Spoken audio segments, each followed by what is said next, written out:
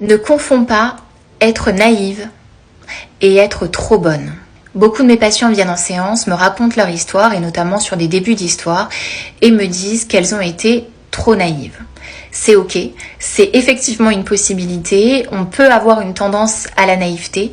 Par contre, attention de ne pas te juger comme naïve, là où en pleine conscience tu as vu les red flags, là où en pleine conscience tu savais que ces traits de personnalité étaient à fuir ou que ces traits de personnalité ne seraient probablement pas compatibles avec toi, et tu as essayé et tu as donné et tu n'as pas dit, et tu n'as pas dit parce que tu voulais pas de conflit, parce que tu voulais pas perdre la personne ou que sais-je encore. En tout cas, tu as vu, tu n'as pas été naïve et tu as décidé en pleine conscience d'y aller quand même. À ce moment-là, tu as décidé d'être trop bonne, d'être trop gentille, d'être trop généreuse. Tu as accordé ces premiers signaux qui étaient finalement des red flags, mais en pleine conscience. Tu n'étais donc pas naïve, tu étais alerte, et de ta conscience, de ton choix et de ton plein gré, tu as décidé d'y aller quand même.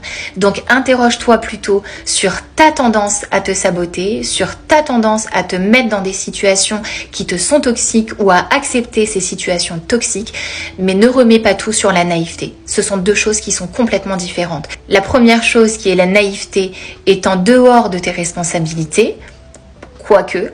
Par contre, le fait d'avoir accepté quelque chose que tu n'aurais peut-être pas dû accepter au premier abord, c'est de ta responsabilité, c'est ton choix. Essaye de voir si dans tes histoires, il n'y a pas un petit schéma de répétition qui est là et qui se mettrait en place dans pas mal de tes relations.